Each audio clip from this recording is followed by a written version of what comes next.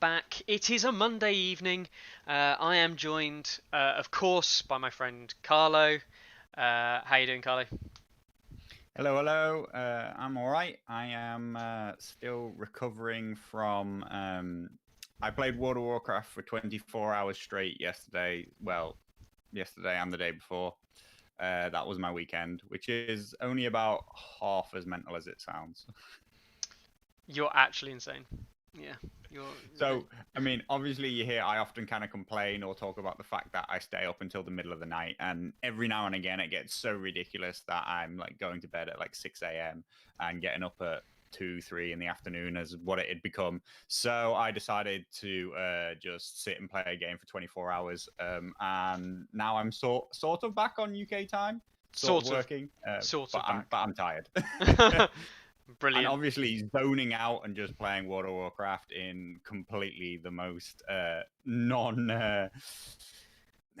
non-engaged way, in the most passive way possible for 24 hours was the best way I could think to stay awake.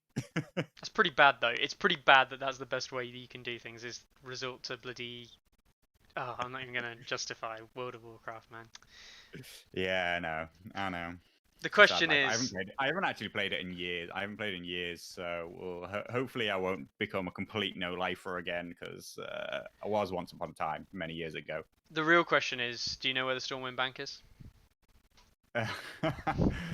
I've got an inclination it has probably moved. That is a very old joke between me and Carlo. After my complete inability to find the Stormwind back, uh, back in the day when we played some uh, TBC. Anyway, um, all right. So we are here to talk about A Song of Ice and Fire. We are here to talk about what's going on in the world. And in case you hadn't seen me carefully navigating some tabs here, we did have some events happen. Now I've got the filter on here, so it's all nice and zoomed out, zoomed in, I should say. But we've got everything we need to see there, which is Bloody Mummers potentially getting looked at. We haven't obviously had any confirmation of that, but we can only assume that having them looked at the Stag Knights and there's discussions whether or not they look at Yeah. Varys, you know, that would be good. But those of you who haven't seen, there was a Visions in the Flame release last week. It pretty much hit the internet, went on fire. Everyone was like, "Whoa, what the hell?" They've actually announced things, which is great. I'll get onto that in a second. Um, there was a lot to talk about in terms of like, it's weird. There's a lot of things to speculate on. There's a lot here Speculation, yeah. to There's speculate. not much information and a ton to indicate speculation or Yeah. indicate things that are coming out, right? Like, presumably he will speak about them further, but I don't know what firm promises will be given Mhm. or, kind of talked about, particularly, like we can expect some kind of reveals in terms of Greyjoys. He's pretty much straight up says that we'll see more Greyjoy stuff. Maybe we'll see some more units that get changed, like maybe the Scummers. Scummers, That's what they are those basically. Scummers, those Mummer skirmishers, and the guess is from everybody that Varys is also there on the list as a high potential change with him being seen a lot. Mhm. So we may see like actual spoiled rules for them. Other than that, I think that it will be a lot more of what we've already seen, which is a lot of discussion about the concepts that they're trying to get to. Yeah. Yeah, I tend to agree. And now, obviously, we sort of said it there. There's a lot of speculation here. The main points, obviously, these. If you've read if you've read the rest of the article, that's fine. But these are the real 6 points that I think you should be looking at. Very quick. Faction styles and roles. We're talking about like you getting rid of some of those perhaps weird identities that some factions seem to have, um, and actually more doubling down on what they should be doing. So Baratheon maybe getting a bit more protective. The big thing they're actually looking at tactics cards again, which is actually refreshing. It's something we always thought they would never do, so that's always good to Mm-hmm. see. Yeah.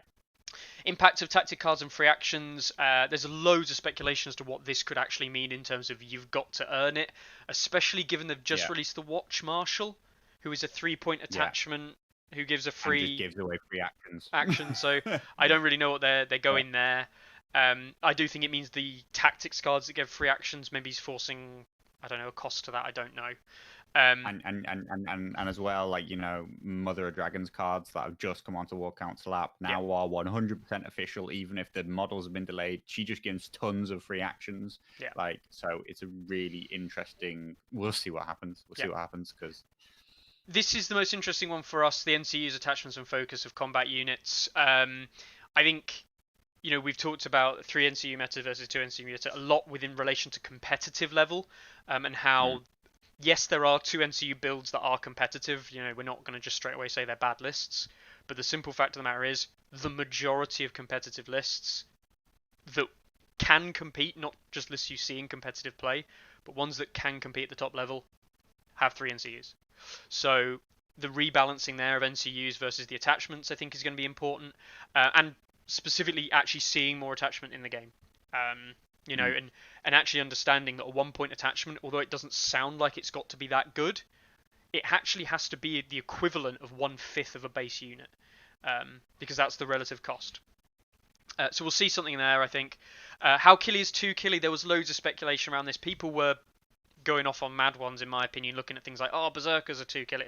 Don't care about that. They're all 7-point units, 8-point units. Yeah, sod them. They're already, to some extent, balanced. We've seen, obviously, something we'll get onto in a second, but it's the 5-point units at the very, very extreme end of the cheapness scale with the ridiculous power spikes that we see that are the problem. We spoke about them a lot. Cutthroats, but more specifically Starksworn Swords, are a huge issue with the damage spike potential they have. So hopefully we'll see something. I think they're looking at that from my understanding with that. Elements of control, I mean, this is clearly a look at Varys and Walder. Maybe not Walder, maybe not Varys, but even with the picture at the top, you'd think they're looking at Varys here. There's quite a few of the top players currently who are just against Varys. And when I say again, I mean I'm against Varys. I run him, but I hate the concept of having something in the game that is just like a flat no to certain things. But when there are things that are so powerful like sudden charge in the game, you need aspects like Varys to control it. Varys is absolutely necessary, but not even if you're playing against a non-thing. This is where we actually differ. Like we actually differ from a philosophical standpoint. Whereas I believe that control pieces are really important in the game. Oh, of course, so I instinctively, my instinctive feeling is that if you take Varys away, then you make certain builds too powerful, and there are no counters to them. What I don't want to see is for there to just like what you do is you make certain NCU setups unstoppable. Yeah. Right. Like. So, for example, you take Varys away, then Roose Axel Florent, 3-point Axel Commander Roose, becomes a setup which cannot possibly be blocked and kills all solos without any interaction. So then it's just 100% hard counter.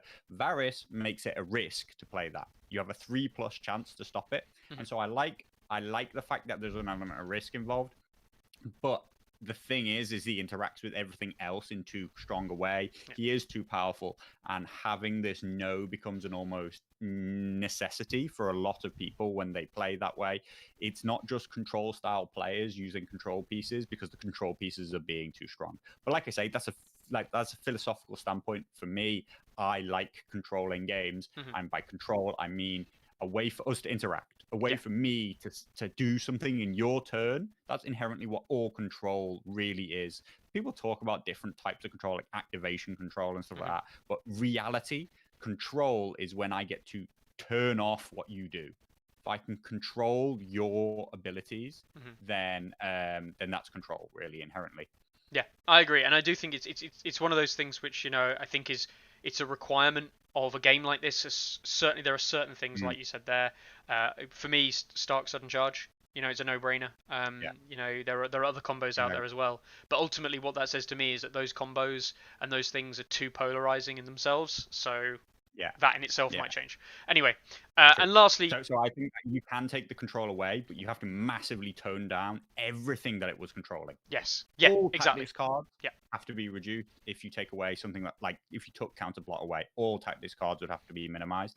If you take away the thing that controls NCUs, all NCUs and NCU zones and tactic cards that interact with the NCU board, all have to take a significant hit Otherwise, the game moves in the wrong direction. I agree. Finally, we've got streamlining usage, refining game language. I'm not going to speculate on this whatsoever, but to me, this is for those of you that didn't see, with the Greyjoy cards, the Greyjoy bowmen, the Greyjoy archers. I can't remember what they're called now. Greyjoy trappers, maybe, or Ironborn bowmen. That's it. They have a L on their actual image for their ranged attack, meaning that the range for the attack was inbuilt to the icon of having a ranged attack. And I think they'd removed it from the actual game text. So now I think it's little things like that they're doing. So it means when a unit loses that ability, it's the bit in the right, the stuff you see on the right hand side of the card is the stuff it loses. Make it nice and simple. That's kind of like, I think, the concept they're going for with that, just based on what we've seen so far. Anyway, 6 major important points. I think those are the things we're going to see the majority of changes on. Obviously, that's what they're saying, but I don't think we're going to see as many changes as we think, unfortunately. We did see Stag Knights now. It was confirmed in the pre-recorded chat that they did with Chase. It wasn't a live chat, it was a pre-recorded chat that they'd already done. That these were 8 points. Yeah, Fabio, whether he meant to or not, confirmed that they were 8. Yeah. Classic Fabio. So they're staying at 8 points. Giving away more information than he's supposed to. Yeah, I mean, it's hard to evaluate them because we have no idea of the world that they are entering. Yeah, so don't evaluate them. Don't play them. Just don't play them. Don't evaluate them. Just be glad that they're changing. Be glad. Be really happy. Yeah. Be really happy that you have 100% confirmation that these things are changing, and that they look like they've addressed some issues. They're definitely, absolutely, without a doubt, stronger. Don't try and decide if they're too strong, not strong enough, where they fit, whatever. Like, that's what leads to them not wanting to tell us stuff. Yeah. When you start using stuff out of context, that's why they don't want to give us spoilers. Yeah. So don't play them. No, because I mean these Stag Knights are just not going to be coming into the world that we see the Stag Knights designed for. It's the same argument that they told about the Lightbringers, right? Lightbringers were never designed for the way the game currently works, and as a result, we haven't heard anything more on them. Anyway, interesting. It's good, as you say. It's really good to see that an 8-point unit that's been largely underplayed and undervalued is getting some love. They do recognise what the community are saying. Yeah. I also like, for what it's worth, as a completely aside, I like this kind of like increased round mechanic for the Baratheon. Yeah. But, and it's the same Baratheon reason. Just wanting to survive the early game. Yeah. This brings in my head a strategy, and I don't know if coming from card games, be it Hearthstone, Magic, any of these things, the rush architecture versus the control style. Yeah. Or the combo style. Or the mill style. Yeah, the mill. The thing is that you either play rush decks that try and win early, or you play controls decks which typically run late. Now, so these Stag Knights look to me like they want to play a control style. They want to go late game. They want to play into these late game builds. Baratheons really suffer at the moment with their lack of movement from an early game disadvantage. So I feel like they're playing into something that they're already not terrible at, but they simply never get there. Yeah. So I don't know if it's doubling down on something that they're already bad. Getting hold of all those victory points at the start of the game and winning. So we'll see. We'll see what happens. We will. It'd be interesting. It'll be interesting if they get more mechanics like that. Mm-hmm. It will make them incredibly dangerous late game and stuff like that. And it would make, we always say it, but like it'd make the tactics board use incredibly important, because you would basically be using the tactics board early on to deny victory points. You have to understand what you can do with the tactics board to just stop your opponent from scoring in the first couple of rounds as the Baratheon player.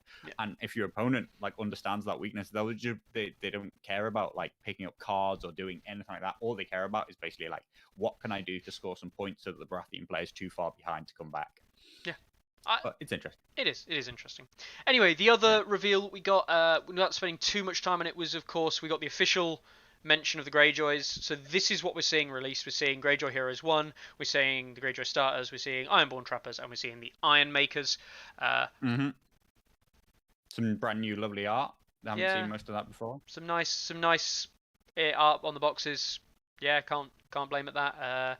some more renders of the images we've seen before. They go through. I mean, this is if you've been involved with the competitive scene. If you go back and saw I barely our read stuff this. on, yeah, this is Yeah. literally all stuff we've seen before, all from the I just went to look expos. at the pictures. Yeah. Yeah. There's not a single new thing in there. Yeah. So have you guys? You've got a free starter set, haven't you? Because you won the competition. You Yeah, I actually haven't heard about it for a long time, no, but but you have. yeah, supposedly. Who knows when Um, it turns up? I might be the first or the last person in the world to get it. Who yeah. knows? Have you actually got any more ordered or not?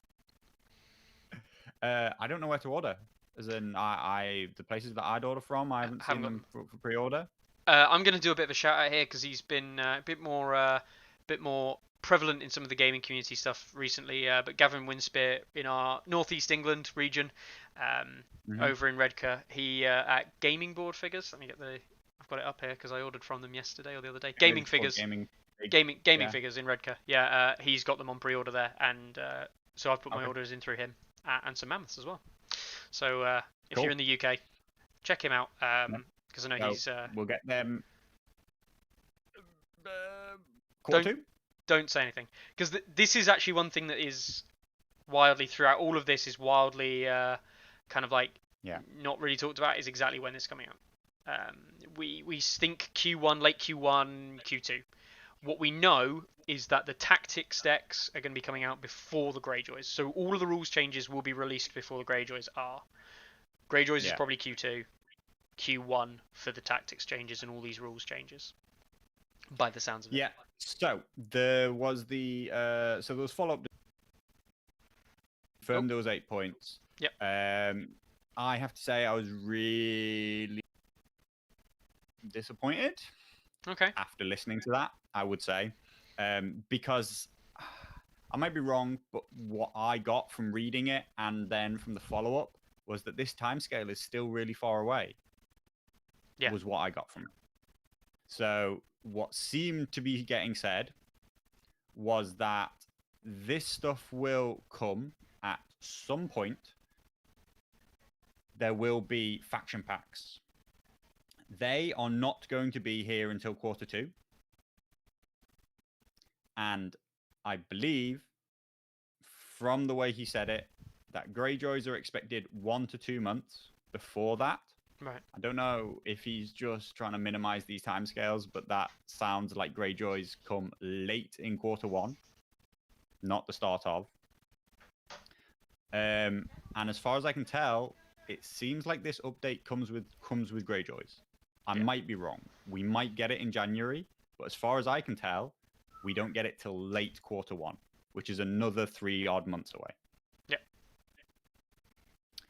Which was very disappointing because I believed that we were going to get a first week of January update. Yeah. So well, I mean, I could be wrong. There might be more coming. We might be on 6 weeks of Visions and Flames and then we're out or something like that when I first read it. But he seemed to indicate that Greyjoys don't come long before the faction packs, and faction packs aren't stated to come out until quarter two. And all there is going to be is a stopgap FAQ between that time. Yeah, which we'll see. We will see. Yeah, I mean, if we're getting Visions of the Flames for every week, I think that's good because it addresses what me and you've talked about, lack of communication. If this is what they're going to do now, and they're going to do a Visions of the Flame every week, or you know what, even if it's once every 2 weeks, you know what? I'm actually okay with that. I'm completely okay with that, as long as they're constantly communicating, telling us what their plans are, what they're trying to do. What, until Greyjoys come out? Well, until anything, until in theory for everything, right? In theory, forever. Okay.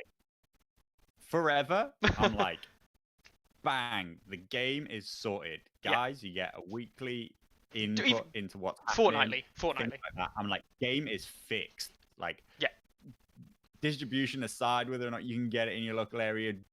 Balance aside, the developers communicating with the community again, and game is fixed. Mm-hmm. If you're telling me this happens, we're going to get 6 of these until January, and then they're gone, and we wait for another year. Then, like, this is like momentary hype, like infinitely small amount of hype which leads to an update, which gets us back to exactly where we were 1 year ago, and then nothing. And this time next year, we'll be begging for updates again. We'll be begging for changes. We'll be begging for releases. And I think we'll be in a really bad state. So I'm desperately hoping that Visions and Flames isn't just what it was last time. I hope that it is more. Interestingly enough, for those of you who do follow Simon and their other stuff, you've got Simon accounts and so on and so forth, you'll actually see they do updates for loads of other things really regularly. Specifically, off the top of my head, what's their flagship game again? Completely forgotten. Zombicide? Zombicide. Yeah, Zombicide gets an article posted maybe once every 2 or 3 weeks. Something happening in Zombicide. I don't even follow Zombicide, and I get more information from Simon about Zombicide than I do from A Song of Ice and Fire. Yeah, I know. I don't own Zombicide. I don't. I'm not subscribed to anything on there. I'm subscribed just generically through having completed the Kickstarter, and I get information all the time about Zombicide and stuff that's happening with it, and I get no information about Song. In case anyone is curiously wondering, yes, this is Carlo after a couple of drinks, which and a strong, healthy rant about something he doesn't like. So yes, questions anyway. Changing topic. There were some questions which we kind of glossed over in all that time. Yes. Carl was talking about Corin for a couple of reasons. One, when we were talking about control. And the fact that he's a very strong control piece. Yep. He asked for, and I was going to answer, but I didn't want to break your train of thought. Go on. Does Corin trump Ned's card of lead by example? And I am convinced by the argument that Corin says that you may not take actions. It says you become activated and you may not take actions for the round. So even if lead by example goes first, you then get forced to, you either do or don't get forced to activate. That part's still up for discussion in my mind. But then you can't take an action anyway because Corin's stopped your actions. It actually might end up in that way, very much like Overrun, because you play Overrun in one window, but then you don't know whether or not you get to enact it until later. If you do target one enemy unit, that enemy unit may not activate or perform actions this round. Yep. So it can't activate or perform actions. So, okay. Yeah, you can't activate. You can't activate it. So the condition. But there is actually a question about whether or not lead by example makes him activate anyway, but it doesn't matter. He can't perform actions. Yeah, it's irrelevant. It's irrelevant in the Corin case. It's not irrelevant in delay orders. No. Not irrelevant in delay orders. Anyway, just because that came up. Yeah.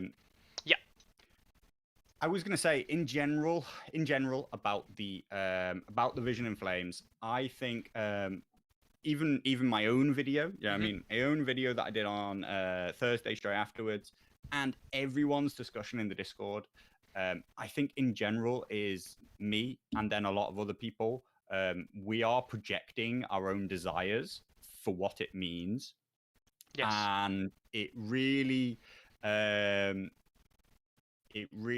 might be a case that none of this is happening in the way that you want it to. You know what I mean? Yeah. Like, it could be minimal changes. It could just be it could be Stag Knights, Mummers, and Varys getting changed, and everything else, they're just like, yeah, everything else is fine. Which would make me incredibly sad. I do think that there are way more significant changes. If they're bringing out a set of action cards and changing all the tactics cards, which I think is huge, then I do expect sweeping changes myself. I really do. And I'm very, very glad that we're seeing changes of some type. After a year and a half, which it will be since 1.5 by the time this comes, after a year and a half of development, I really do hope that these are sweeping changes. If you've been telling us, oh yeah, but like it's not a problem that we don't update the game or give you any balance changes because they're going to be big when they come, which I think is stupid just conceptually anyway. But if you are saying that, then they better be big. You know what I mean? Like if you're saying, oh yeah, but wait for physical cards because then we can implement a big change. Yep. Then I really do hope and believe that they'll be big. So, yeah, like I think that it will be bigger than those three things. But I would say don't project everything that you think is going to change and then be disappointed when it doesn't change. Yeah, that, I mean, I'll kind of that's project everything that I think is going to change or needs to be changed. It's not going to fix all the things that you think need to be fixed. no. That's the point. I do not think that there is, there is certainly no impressions from what they've said there that we're going to see direwolves fixed. Or changed, I should say, not Exactly. fixed. There's Exactly. Yeah. there's a lot there. I mean, I took the 6 parts and I looked at 6 components in the game and thought, right, which 6 components are likely going to be changing with what they've said there, and I've put the 6 most likely candidates in each category. I don't think we're going to see 9 or 10, 11, 12 things changing. I really don't think we're going to see that many. I think we're going to see maybe 1 or 2 components for example, in each army. Like people talk about panic being a problem at the moment. There was no indication in that, even in those 6, that panic's up for change. Yeah. People assume that panic's going to change because of the fact that Lightbringers are very panic based, and then we said, oh, Lightbringers don't work in the current meta, current rule set, whatever it is. So people assume that means panic changes, but like we'll see. Everything that we think needs to be changed right here, be it on the Discord, be it these 2 people sat right here, I don't think all those things are going to change. I agree. Some people responded to that video saying things like, oh yeah, but like we don't need changes regularly, or we only want them once a year, when I said changes should be more regular. I personally think that's really, really, really the wrong attitude, and is Simon's attitude, which is that they think they can make a perfect game. Which is flawed. That's a flaw. Out right now, you cannot. They cannot. Nobody can. No. People who play this game, flat out, 100% factually, are better at this game than the people who make it. That is always the case. When you make the game, you're trying to create something even, and you look at the game in that way. When you're trying to be the best player in the world, you look at the game and you find where it's broken. Yeah. And that is just, that is playtesters' job, to try and find those broken things, but they don't do a great job at it. Like, and I'm not saying Simon's ones don't. No playtesters manage to find all the things that are broken. So therefore, you have to respond afterwards, after your balances, to the things that are changing, and you should be updating regularly. You can't just think that you can make a perfect game and walk away from it. Groose also points out a very good point there. The beta mode to real mode choice is an example. We don't know where they're getting all their data from. Yeah, I mean, we talked about it at the time. I'm not going to go into that again, but yeah. And the worst part is that it's all behind closed doors. You know what I mean? Like that, nobody knows how this happens and how they come to this decision, and it feels like they maybe get some input from some people who we don't know who they are, and then the developers just say, "Well, this is what I think, and this is what's happening." And I agree with what Greg said there. The rest of our brains combined is better than 5 devs in a room. It is, because 5 devs, you could have the 5 most intelligent, people in the world in a room, trying to discuss. I mean, look at chess. With chess, where I'm going to use chess as a really good example here. Grandmasters sit down with their teams and they try and come up with the perfect strategies for a given game, and they try and crack chess, if you will. But then they come out and they lose games because someone else can throw a curveball, because someone else can do something they didn't expect. And as a result, the game isn't fixed. The game is never solved. You don't solve a game of chess. It's just... Even though there's no randomness. And that's the thing. There's no randomness. There's no interactions in that way that you have to think about. Anyway, this isn't saying they're bad designers, right? No. I'm not saying you don't design a good enough game, you can't balance the game. I'm not saying I'm better at it. Not in a million years do I say that I'd be better at balancing your game. I never propose what balances we should have. No. I only find the ones that are not good at the moment. Because that's just, conceptually speaking, players, because there's so many more of them, and from the way that they think about the game, will always break your game. So philosophically, you cannot wait once a year to change the game, because it is not well enough balanced ever for you to leave it that long. And that's just what I say. And yes, like I was saying, white is OP in chess. White is slightly OP, yeah. On the same kind of vein, looking at other card games, Magic and Hearthstone, they freely admit that they can't balance games very well. So they do expansions more often, they do new card sets more often. And I mean, Magic is such a wide card set and so many cards and so many kind of like interactions in the game that instead of balancing some, they have to outright and say, look, guys, we screwed up with that card design. That's just that won't ban. broken. It's got. We'll ban it. Yeah. And they do. They actively ban combos and say, look, you're not allowed to do that anymore because it's clearly too good. Our fault. Sorry. But that's a given in game design. No one in the Magic community throws their arms up in there and goes, "Oh my god, this is the worst decision you've ever made. You're terrible game designers." They just go, "Oh, you made a broken combo," and they go, "Oh yeah, we'll get rid of that. Don't worry." Exactly. So the thing that you do is you try to make balance as good as you can, but you have to accept that balance will not be perfect at any given point, which is the whole system from which A Song of Ice and Fire Stats works upon. It tries to just scale how unbalanced it is at any given time, how unbalanced a certain game piece is. It tries to put that on a scale for you so you can look at it.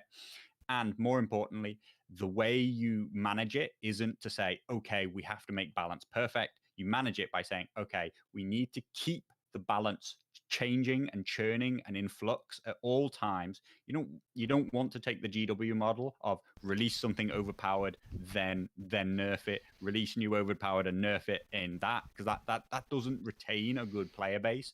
But you need to keep things constantly interesting and changing, and that's the way you say, okay, balance isn't perfect, but this is what it is right now for the next 3 months. You go away, find out the problems, and then we'll adjust them.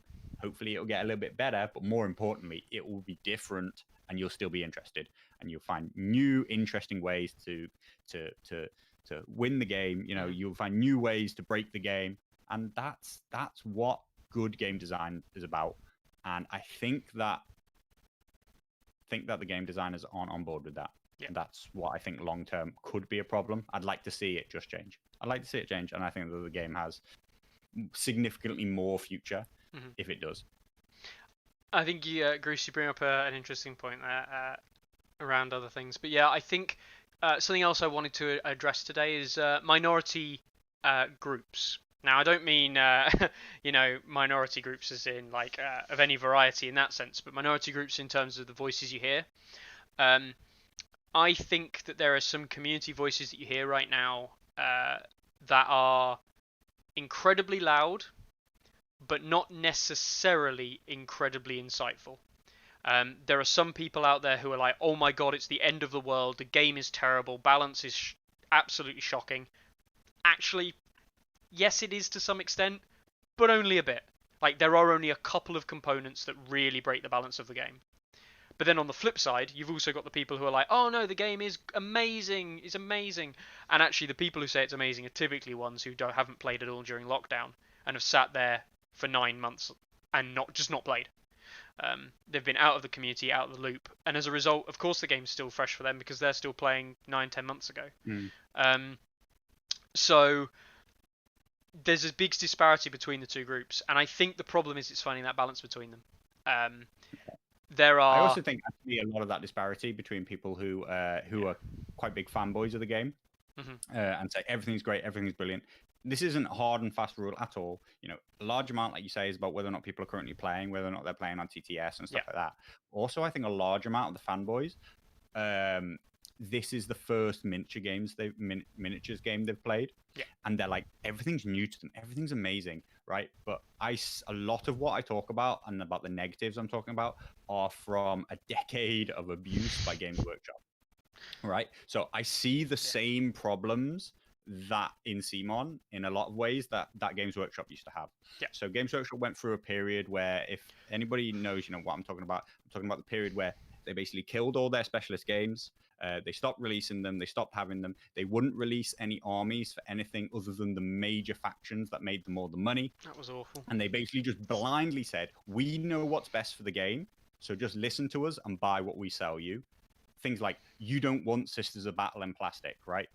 Honestly, no one would buy them, right? And then they talked about nobody wants to play specialist games anymore. We're not making them anymore, right?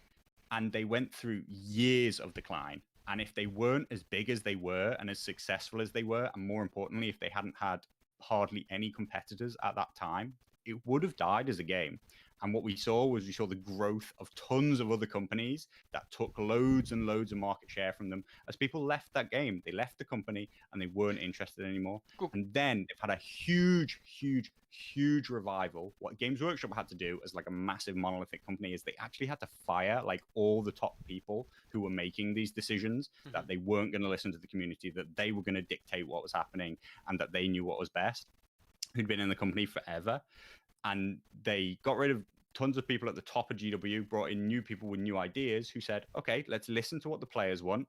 And they released Space Hulk again. They released Necromunda again. They released all these games, and they are booming. Like, say much. They are doing so much better. Yeah, you can not like the rule set for 9th edition or Age of Sigmar or whatever, but point is that they are interacting with the community. They are making the armies that people want. They're making the games that people want, and they're doing it all with a positive mindset.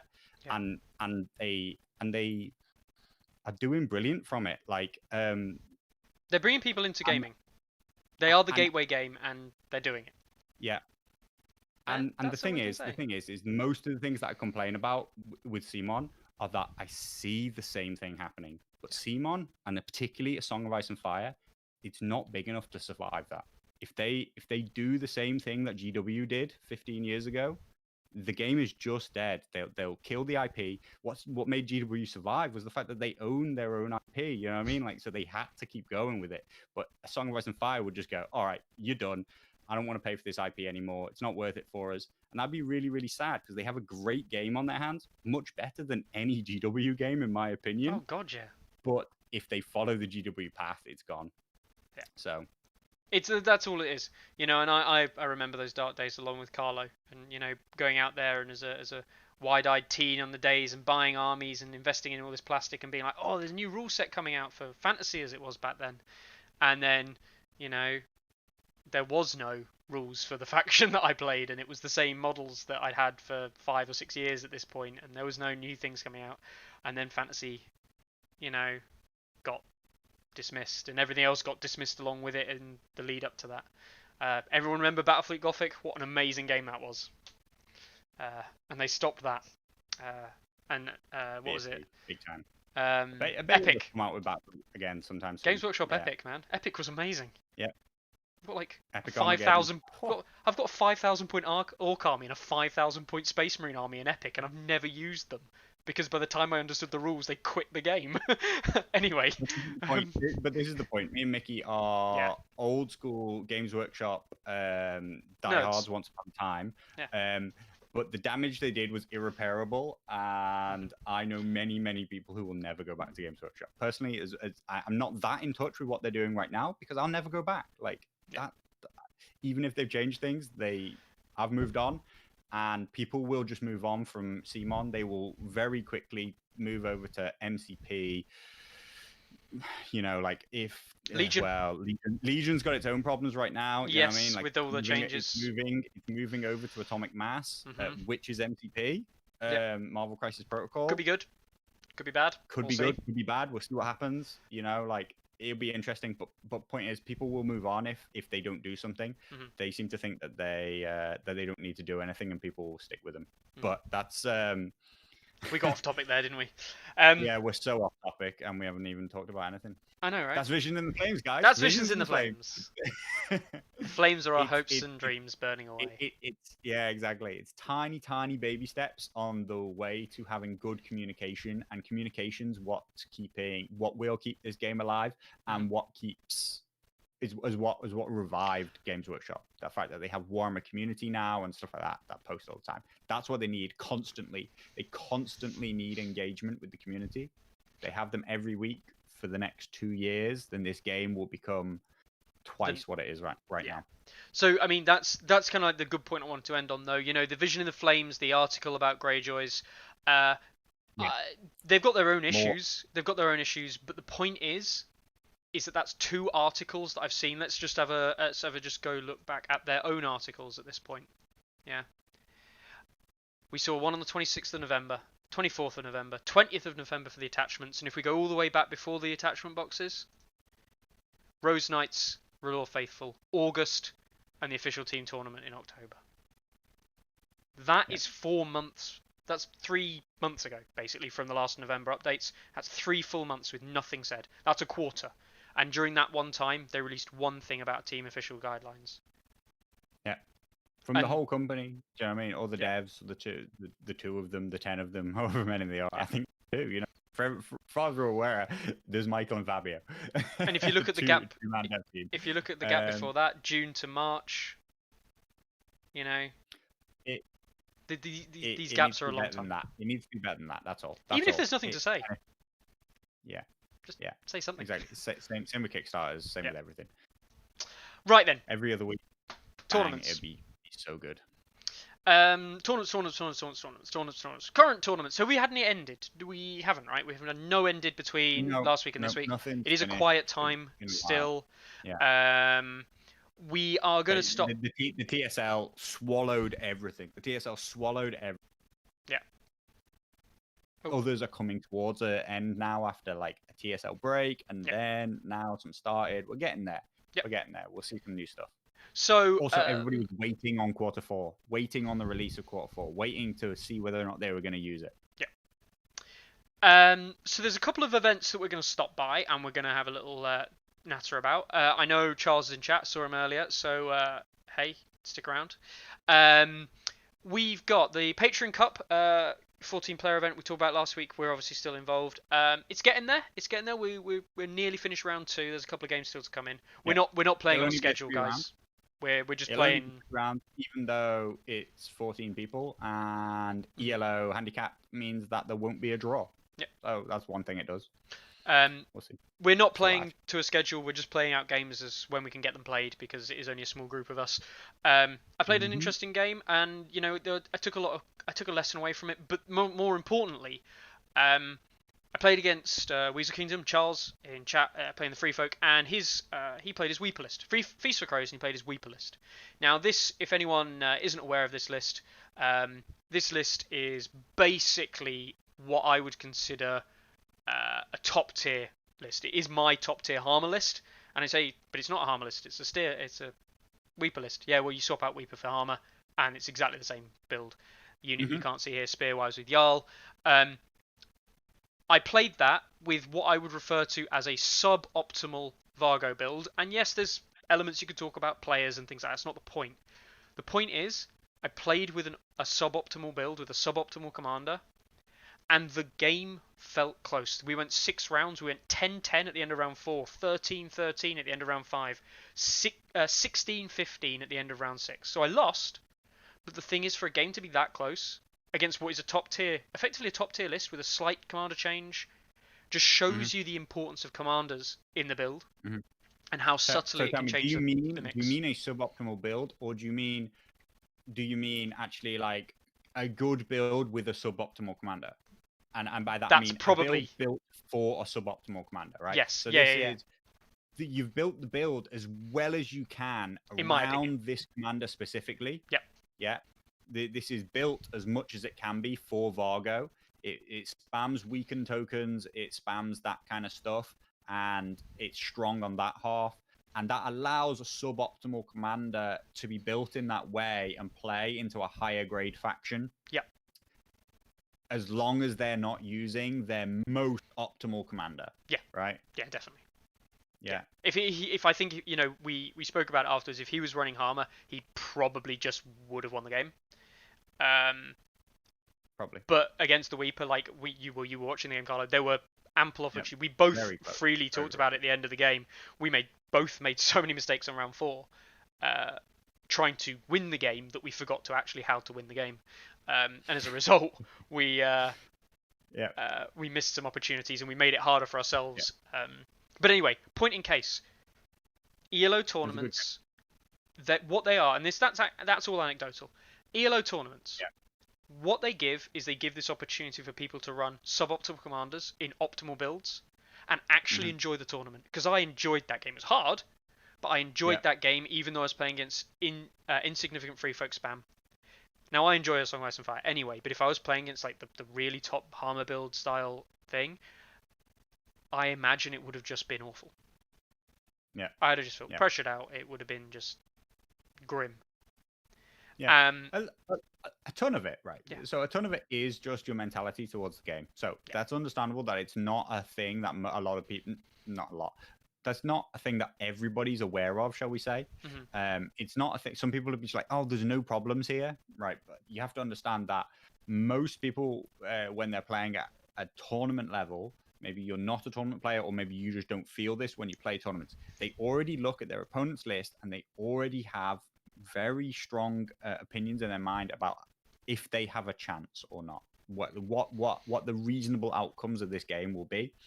And I played in the last round. I'm playing Targaryens with two pretty low rated commanders. I'm playing Queen of Marine, and I'm playing Dario in Targaryens. And I played into and I played Carl this round. I played Carl West Coast Bannerman, and he was also playing Targaryens.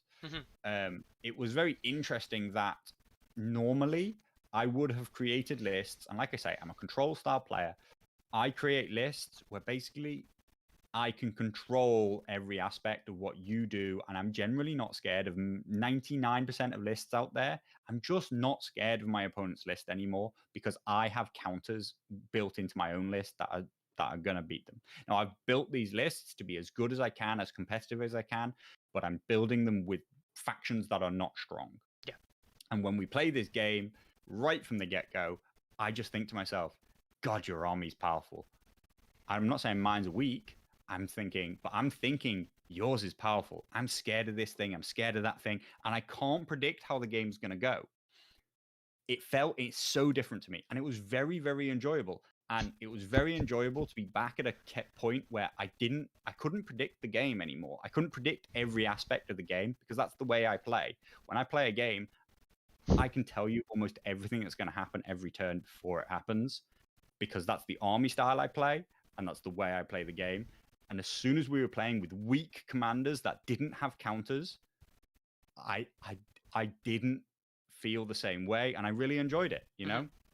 So I think that it changes things up in a really, really significant way myself. I will say though, just playing with low-rated commanders, and I see like entirely people who say, no, the game's great. Like, there's nothing wrong with the game. I tell you, you're not playing the same control styles that these best play, not even necessarily control styles. You're not playing these oppressively powerful lists where you can already, without a doubt, predict the game outcome before it even happens. Because those lists are so reliable, so strong that you know what's going to happen, and yet there's nothing you can do about it. Yeah, definitely. I will just point out though, you end up wiping the floor with poor old Carl in the end. I think it was on a 4-up re-rollable charge getting disordered that I won. And then things entirely unraveled from there. Everything just fell apart. It would have been entirely different if he had managed to make a dragon charge. The problem is it was like the first charge in the game, wasn't it? It was the very first charge of the game. He failed the charge, ended up out of combat.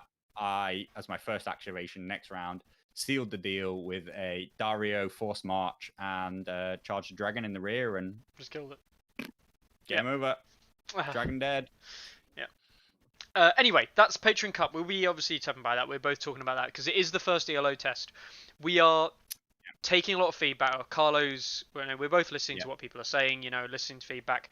We're going to implement changes based on what people think afterwards. There's been some great ideas from the Patreon guys already. Chris Eustace came up with a great idea and mentioned it to everyone.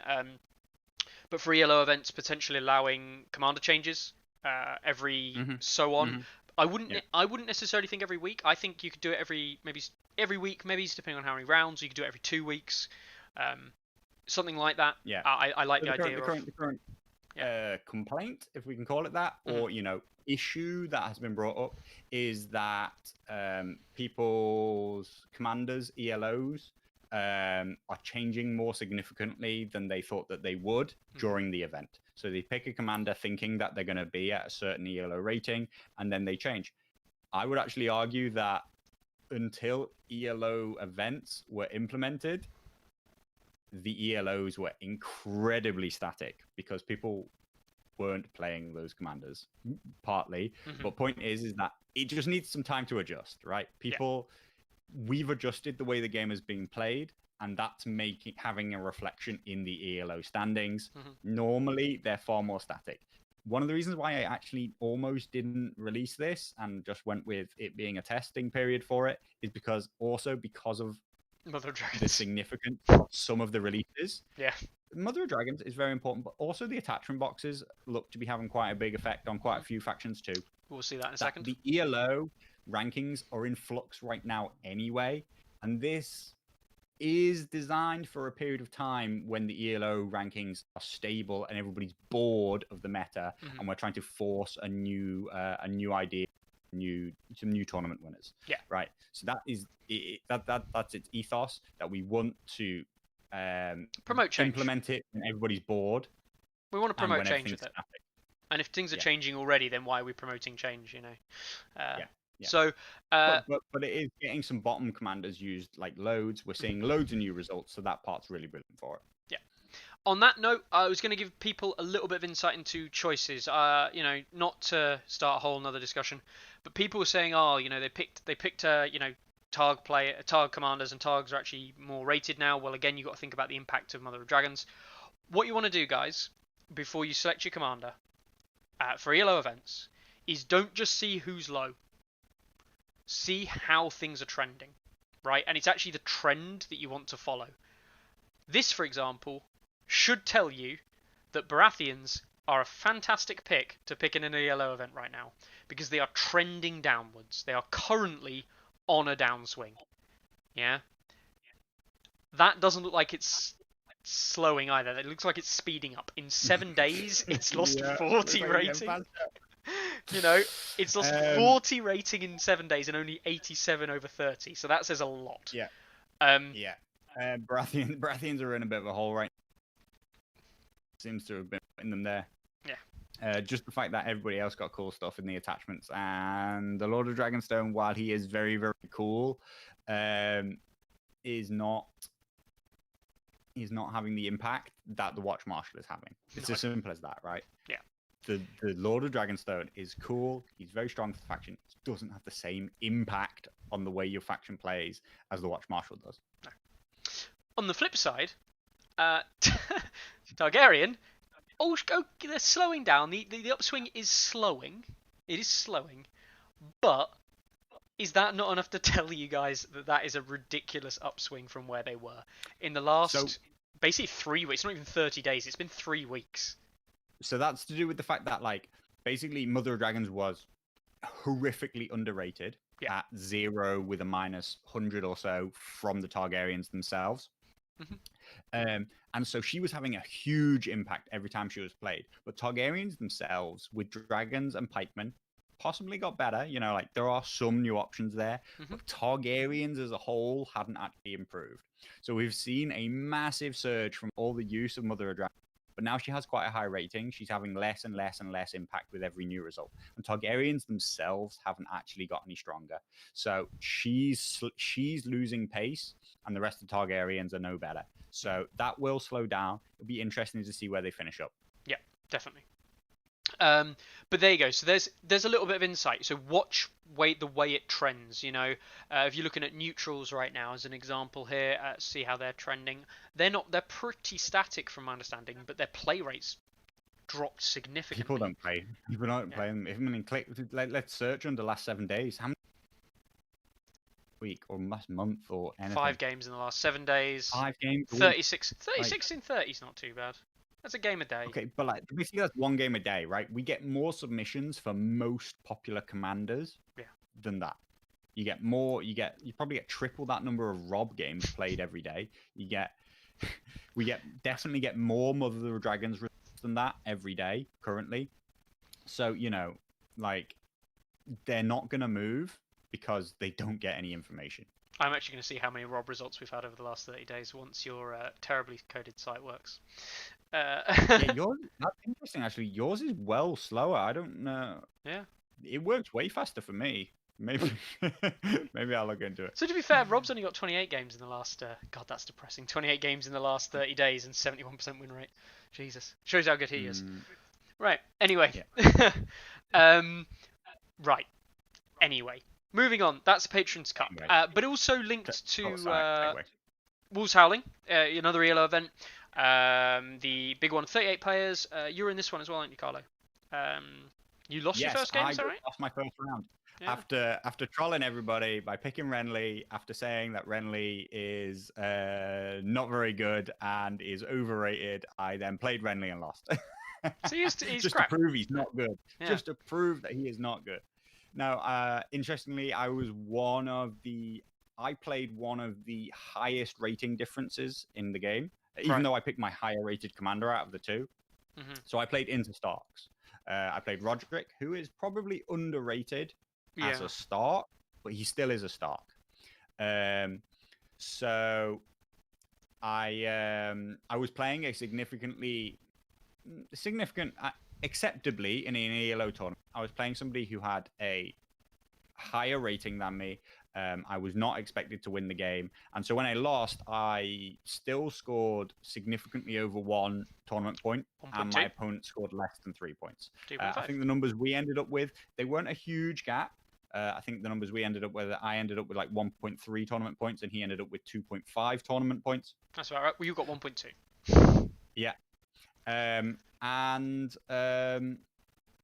you know, so there was some kickback for the fact that I played a higher rated faction, and there was some comeback for the fact that, you know, I had picked relatively mid to low rated commanders. I did think I had a chance in the game. If I'd been playing into Rob, I would have thought I had no chance. But playing into Roderick, I thought I had a chance. It was actually a very close game. I ended up being beaten like 10-4, but the game didn't quite reflect that. The game was close. I did make a mistake, which definitely allowed it to run away from me. But in the end of the game, just the pure strength of the Stark Tactics deck kind of took the game away from me, from being very close to an absolute runaway. Obviously, we were playing is it No Foe May Pass, I think. The rugby. The one where you have to get an objective into your opponent's deployment zone. Rugby. Which did massively favor the Starks. So, you know, like, I do think that it was kind of a bad matchup for me, because his inherent maneuverability was way, way higher than mine. I scored 4 VPs, but I never scored one for getting into my opponent's deployment zone. I scored 4 VPs from killing units. I actually came close to wiping him out, which was what I was playing for in the last few turns, because I was never going to cover the VP difference, because he managed to get some outriders into my deployment zone early, but he managed to survive. So I would say that it was an interesting game for me. It was a commander that I wouldn't have picked were it not for the ELO rating system, and it was definitely a commander he wouldn't have picked. He picked Roderick because he was lower rated. And I do think that Roderick gave me a significantly better chance. I don't like the game mode, actually. That would actually be my complaint. My complaint would be I actually don't really care about the matchup or anything, or the tactics, or, you know, the tactics are obviously a thing. Yeah, my opponent played very, very well, but I really don't think that was a good game mode. I think it's really, really bad and really doesn't promote players to engage. Yeah, it's got some faults, I think. But anyway, we won't dwell on that too much. Yeah, so that event there, the ELO event, we'll obviously check in with that one as well. We'll see how that is unraveling as time goes on. It's not quite as simple seeing the standings, because actually players who've got a loss can still go on to win the tournament with actually not terrible like unease. You know, it's not, especially if you're willing to risk playing with a very, very low rated commander. You can easily score 5 tournament points, right? Yeah. If you manage to get yourself a win with a massive difference. And 5 will obviously mean that your 1 from the loss and your 5 the win is pretty similar to other people who've won twice. Yeah. 3-ish. That's an interesting point, which is across those 2 tournaments, which have run, which ELO events so far, we've had plenty of games. We're into second round of the first one, first round of the Wolves Howling. Nobody scored outside of like 2 points something to 3 points something. Yeah. Right? Nobody scored bigger than that difference. So the tournament system isn't trying to just massively change who wins the event, right? What it's trying to do is it's trying to massively change the commanders you enter.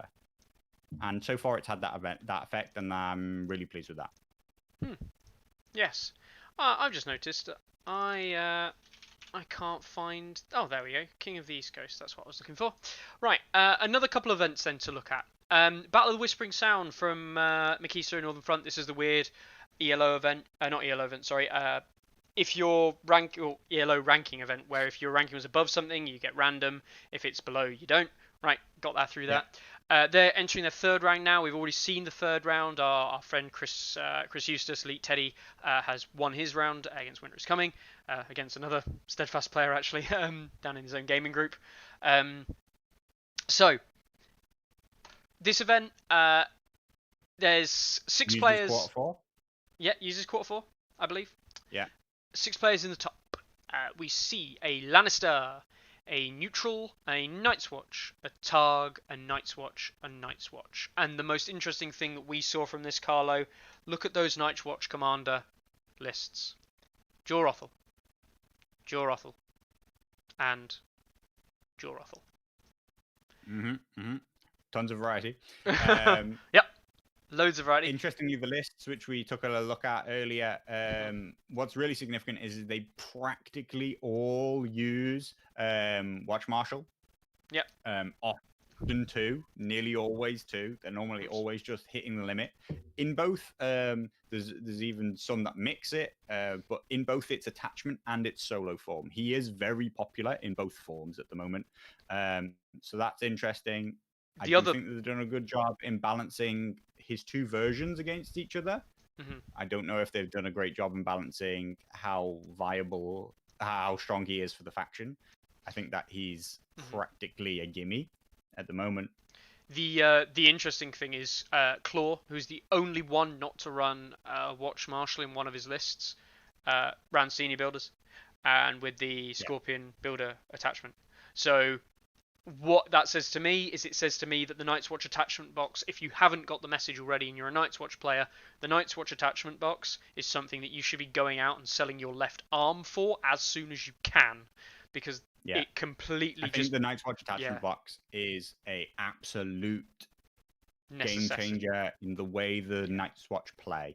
His impact upon the faction is huge, and he just brings a whole new dynamic element that they were lacking before. The Night's Watch were strong once upon a time, about a year ago, before 1.5.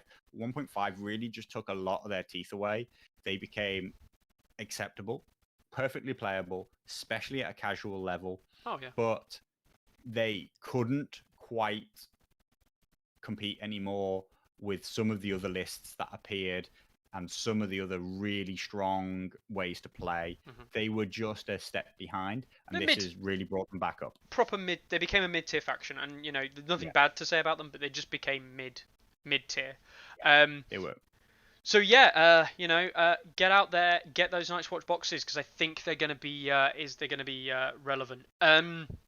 Yeah, absolutely. On that note, watch out for some stuff from the guild coming out soon, where we will be talking about all of the attachment boxes and going through all the breakdowns from them as well.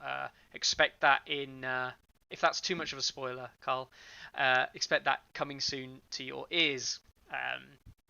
I'm sure Carl will tell us where and when it needs to be told. Anyway, coming with the next drop, right? It is coming with the next drop, I think. Yeah, that's right. Which is like at the end of this week or next week or sometime. Anyway, right. Gamma's King of the East Coast event. This is approaching its final hurdle. There are 2 players left, I believe, in the running. We saw the semi-finals play out this weekend, I think. So we're into the final running. We are Silent Death versus our good old friend Masara Furioku. Furioku playing his Stark, Silent Death playing Free Folk. There's a little bit of contention. A Silent Death double steer list. I think he could have run 2 different commanders. I don't quite know why he's run steer twice, personally. But it's looking like classic. It's looking like classic Free Folk versus classic Stark in a matchup with a tournament. Is this pre-quarter 4? No, this is quarter 4. Includes quarter 4. Okay. Includes quarter 4. So you see Mammoths in one of his steer lists, and his other steer list is just tons of trappers and some raiders. And I'm guessing he thought that was anti-dragon tech, I guess. Yeah. See. I think that Starks are entirely just untouched by the new attachment boxes. Basically, Yeah. competitive Starks, they had everything they want, and nothing in the new attachment box says you should change. And yeah, free folk, the attachment box is and the mammoths are the interesting point. We're yet to see mammoths have a big impact on the meta, but I'm very interested to find out. I think everybody's blinded by the dragons, and the mammoths could be really doing the slow work there and bringing the free folk up, and they could make them more viable. Except that mammoths aren't good against Starks. Yep. And if Starks don't change, and the new things don't make people beat Starks, then unfortunately nothing's actually changed. Yeah, nothing's changed. Is the reality of it. You've just fiddled with the middle. Mother of Dragons beat Starks, so you just fiddle with the middle, and Yeah. reorganizing the middle tier is all great and all, but it doesn't actually solve what the community wants solving. You just determined a new bottom, and I think Targs have just said we're not bottom anymore. Baratheon's your bottom, and that's roughly what I think is going to actually happen. Yeah. We'll see whether or not Mother of Dragons is good enough that Starks suddenly go, oh my god, we're losing. Our direwolves are a massive hindrance now. They're a massive liability. Change things, and that would like create a knock-on chain effect, and everything would be great. I think, except that I don't think that Mother of Dragons beats Starks. I do want to say actually something about one of the semi-finals. Nice, yeah. I want to say something about one of the semi-finals I saw. I saw Orge Bill against Silent Death, and they were playing the capture the enemy's objectives. I forgot what it's called. That's no foe may pass. The one you paid. Or rugby is on an open field. So no foe may pass is the one where you got across to the opponent's end zone and capture their objectives for lots of points. Otherwise, you hold both of your own for like nothing. It was overturned. It was actually over at the end of turn 2. The game was over. He went up 6-0. And Mother of Dragons. This was the free folk player against Mother of Dragons. No, it was Queen of Marine actually. It was Queen of Marine. Okay. He didn't even kill a unit. With the dragon. Yeah, he had one dragon. He didn't. He killed. Yeah. He may have killed one unit in the game. Yeah. But the thing is that he just couldn't control the points, and he didn't control the points. He tried to make a push for the points himself, but he just could not outscore Steer on an opposing objective. Yeah. Simple as that. That game. I think single dragons are very weak. I think for 9 points, not worth it. Especially if people are teching against Mother of Dragons. People are getting ready to play Mother of Dragons. They will have so much stuff that can kill dragons that your one dragon is just absolute bait. The thing is that his one dragon didn't really do anything. It charged unit trappers. Yeah. I think that's about it. Yeah. So I think that's the question. And as I kept interrupting Mickey slightly on purpose, the only question that is yet to be answered in my mind is whether or not Watch Marshal has a big enough impact on Night's Watch to make them viable versus top tier Starks. Yeah. And whether or not, because I'm convinced that top tier Starks still beat Mother of Dragons. Personally. Interestingly, Probably stronger in reality than I think they are in theory, but because they're easier to use than most stuff, you just point them at things and kill them. Interestingly enough, I think the 4th round we saw Brett versus Furioku, and Furioku 4-point lead over there with what looks like to be a Rob mirror. I'm not even going to spend much time looking at those lists. There's a Brynden list instead of a Roderick list, but they both used Rob and they look basically exactly the same. Yeah, they look identical. Pretty much. Okay, Masari used Walder, so it's slightly more wolf teched, whereas Brett used Eddard because I don't know, he's mental. But yeah, no, but it just goes to show, they're still winning tournaments. The Rob and the Howland has a. The Rob meta is so established that we've stopped talking about it. It's so established we've stopped talking about it. Yeah, definitely. Anyway, Yeah, so that is Masara Foryoku versus Brett in Wolves Howling ELO as well, where Brett is playing Mother of Dragons this time. So we'll see. We'll see. We'll see what happens. It is Clash of Kings, which I think is very strong for Dragons. So they could beat Starks in that. That's an interesting point. I am massively glossing over the intricacies of the game modes where one or the other will have advantage. And there could be enough in the Dragons that they have advantages in certain game modes over the Starks, such that the Starks are forced to start to adapt. And that could kick off the chain reaction. But I think it will be very, very slow as people come to have the experience of losing to Dragons into certain game modes. Yeah, no, I can see that. We'll have to see before so have a look at the data once we get more in. But I think that there is definitely yeah, I agree with that. I think we'll have to see. Yes. I don't want to play Dragons in Clash. Like, yeah, Dragons in Clash is like ridiculous. It has 100% efficiency at 1 wound, so then you have to kill it, but it just comes back on with 100% efficiency. Like, and the important thing is unit the way you can in other game modes. The really important thing is those winter is coming style. I'm going to kill your dragon now and massively reduce your ability on the field. Don't matter as much because I can still just Danny back the winter's fire made flesh cards. The counterplots and things don't have much of an effect. And not only do I bring the cards back, but I also bring the dragons to use them back. Yeah. So I have both components of the perfect thing just coming back on the board. Yeah, I can see that. Normally you have to work out like 3 ways to kill a dragon. Yeah. In amongst fire made flesh, and now you just got to continuously work out how you might ever gonna dragon.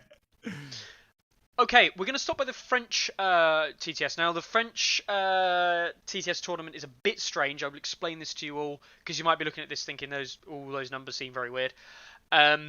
They did a group stage of, I believe it was 3 games.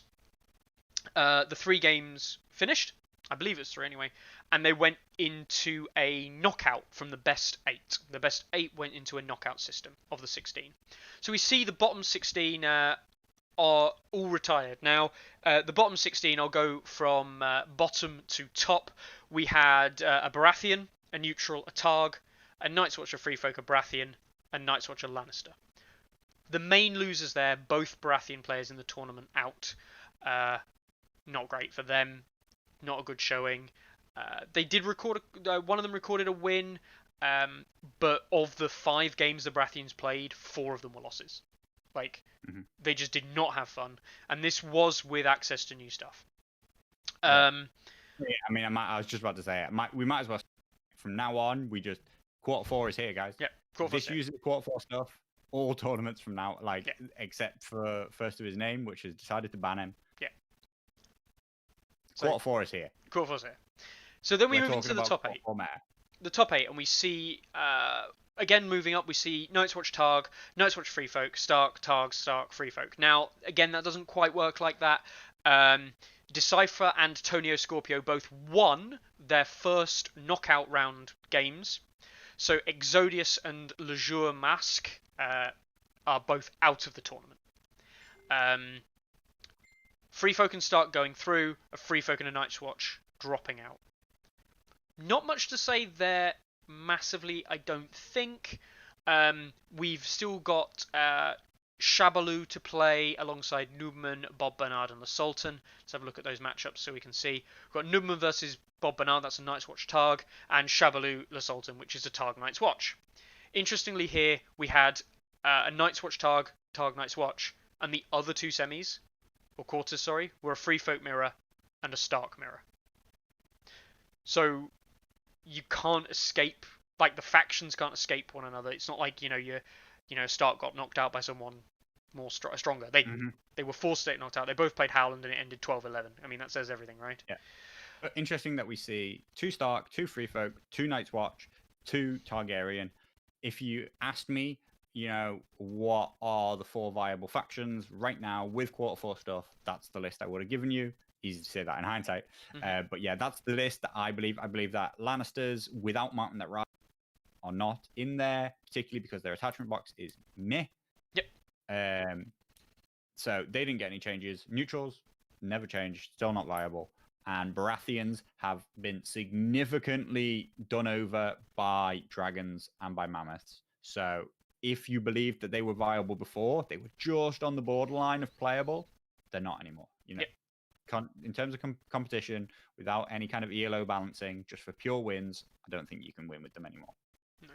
So we got 2 of each of those 4 factions. Good to see that it wasn't just like 4 Starks, 10 Starks, you know? Yeah. We'll see how it ends up. We'll see if Starks still take the win. Now, the interesting... I'll be really interested to know. Yeah? On. Well, I was going to say something else. You say you're talking about A Song of Ice and Fire still, so go on. Yeah. This event, if you remember, was the top 8 rated TTS players and the top on table players. I'd be very interested to know which 8 made it through. That is something that is exactly what I was thinking, right? And I don't know who were the top of 8 each, but I'm going to go from names that I knew before this event, that I've seen in tournaments, that I know play a lot of TTS, and names that I did not know. Yeah. I knew Tonio Scorpio. Yeah, he's a recognized him from in the builder. He was in the first NRG. Other things, right? I think he was in the first NRG. I think. Decipher. He was in TSL. I think I even played against him. Shablu. He's been there. NRG. Does he patron even as well? I can't remember Shablu's patrons. No, he is one of the regular first posts. Sign up to the World Cup. But he's a great. Shablu's great. Exodius. He's a tabletop. He's out. He's now out. Le Mask. Never heard of him. Must be tabletop. Never heard of him. He's out. Noobman. I think Noobman is a tabletop. I think. Plays with Exodius. I don't recognize the name. He plays with Exodius. I think he's a tabletop. He's still in. The Sultan. Bob Bernard. We all know who Bob Bernard is. he's a TTS. The TOG champion for a long, long time. TTS. And the Sultan TTS. So we saw a 5-3 split. And of the people we see drop out... From people that we recognise. Yeah. Yeah. And of the people we see out, NEN Studio in 9th and Viking Tony in 9th and 10th. I would say that they're probably both TTS players, having recognised their names from things. The only one I can't decide is if Solitfa or Micro Magiques is the TTS player. Both of those names are recognized. All the rest, I think, are the tabletop players. But that says it all, right? We'll see. TTS appears to be outperforming. And certainly what we see here, 2 of the tabletop people being eliminated. Not 100% fair because they are playing on TTS. They are. Of course, they are playing on TTS. That's like inviting somebody to your home game and beating, saying, "Yeah, well, clearly I'm better because I beat you at home." Yeah, exactly. Yeah. I agree. Personally, I'm of the opinion that there is no difference in terms of actual skill playing in one or the other. No. There is no difference playing on the tabletop and playing on TTS anymore. I think there was when we started. Which says, why are there TTS rankings and tabletop rankings? Exactly. Giving you small indications of something that I might do in the future. Change coming. Anyway, that, believe it or not, is all of the tournaments we finally got there after all of our off-the-topic stuff. But we have got the obviously fantastic news. Fire is in chat and says that Nubman, Exodius, your... Yeah, and Jour Mask tabletop. Yep. Cheers. We'll see how far the 3 of them go. Cheers, guys. Go check them out, by the way. But Jour Mask and Nubman are still there, right? Yeah, definitely. So we'll see. Go check out the French channels. I don't really speak much French. I get this right. I said it before. I think I can't translate French that is spoken to me, but I can read French. I just can't listen to French. So I tune in and I watch, and it's awful because they speak French the whole time, and I haven't got a clue what's going on. And then someone writes a comment, and I'm like, oh, I can read that. So that's great. But honestly, I have been putting them on while painting, while doing other things. The stuff is good. It is good. They show the games well. The commentaries, I assume, good. So yeah, check out the French guys there. If you want to know where they are, all their games, every single game, I believe, is being recorded of this whole tournament. Check them out. Click on his name in the chat, and you'll shoot over to their thingy. Or if you can post a link if he wants to post a link in the YouTube channel, in the YouTube chat, feel free, because they are great. And tons of them. I don't know if they're not every single one, but tons of them are uploaded to the site now. I know that 3 just went up again today. I get little notifications. I think everybody does. pretty sure. You built it so everyone does. You get notifications. You get notifications when they get added. But over in the battle report section, you can see that I think three games have just gone up. It will be there, Mickey. Quick flipping around.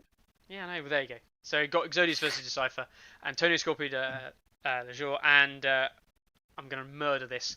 Vichansi versus Tonio Scorpio. I mean, look at these are all by them, and if not by them, it's all the people doing supporting stuff with them. Yeah. So check them out. Yeah. Check them out.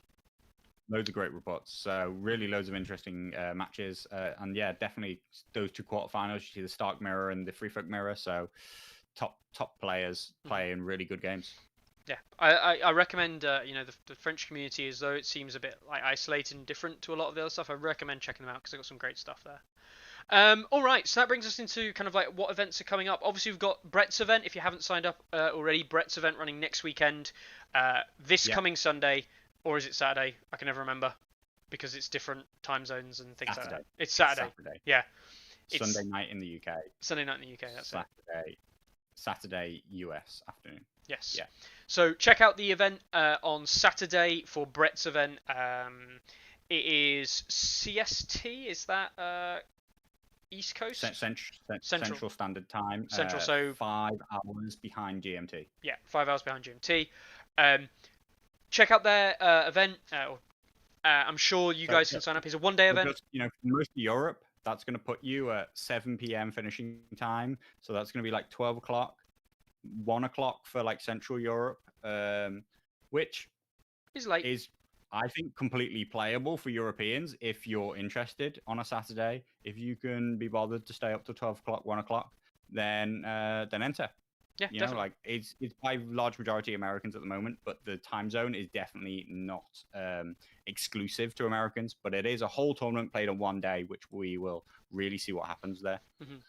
Has there been any coverage announced for it? No, there hasn't. As far as I'm aware, not that I know of. There is none currently going to be sorted. But saying that, well, I'll see. We'll see if we can sort something out, maybe. Because we can't stream every single game, of course. But can we not? Well, I think it's currently at 16 people. I think Brett wanted it to be 24. 24 makes maybe the number he's hoping for or heading.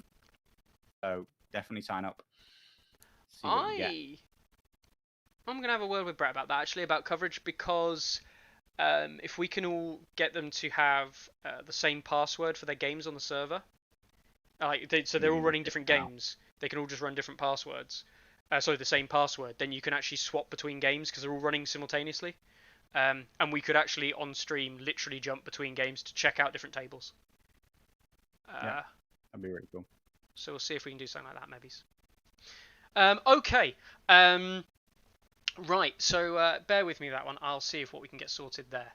No promises, though, because I don't think my partner will allow me to do that. But you've only got the next week, so if you're on the fence, sign up. Get playing. Why not? All you got to do is give up your Saturday. But no, it'll be really, really interesting, intense day of gaming. Very similar to playing normal tournaments as opposed to playing TTS. Yes, you'll do it sat in front of your computer, but you'll get to meet and play 3 or 4 people in the same day. Get to see what happens. Get to come up with some lists, play them, and be done with them by the end of the day, so you're not left thinking about mistakes that you made with your list 3 weeks ago and how you're still going to play this game anyway. Mm-hmm. Interestingly, it doesn't use quarter 4 stuff, so this is the last hurrah. This is the last play out of all those old lists that you used to like. If you still got one that you think's going to get absolutely killed by Mother Dragons, Baratheons, you want to go play your Baratheons for one last time before you put them in the bin, then and it's a yellow handicap. It's a yellow handicap with Baratheons. Totally worth. Of course. There you go. Absolutely. Get your Baratheons out, guys. This is going to be absolute winner. Yeah. God, I hope that he doesn't ask for new Stag Knights to be used, because no. Do not use new Stag Knights. All right then. And with that, we're obviously going to finish up our tournament chat this week. It's been a long one because we got talking about visions and actually, Hmm. positive Simon communication, which is always nice. Positive, positive, positive. Positive, positive, positive. Um, Yeah, more of it. the World Cup. Yeah, the World Cup. We know the dates. The World Cup's coming back. Um, January it the is 10th. right there, January 10th, Sunday, January the 10th. That is the sign up date for it, guys. 6 weeks? The 5 weeks? 5, 6 weeks? Oh, it'll be five 5 weeks. weeks. 5 weeks for the regionals. 5 weeks for the 32 regionals. player events, 5 rounds. And then 5 weeks brings us into mid-ish February. Take some few weeks off. Then come March, it will be a 16-player knockout.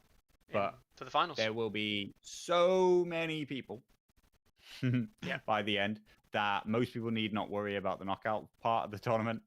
Just get yourselves involved in those regionals starting on January the 10th. Yeah. So sign up for your area the week you wish you want to in your local areas. And yeah, I think we'll leave it there, Carlo.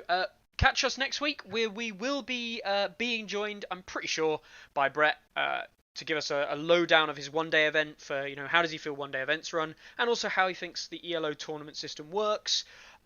So we'll get his thoughts and opinions next week, guys. But until then, take it easy.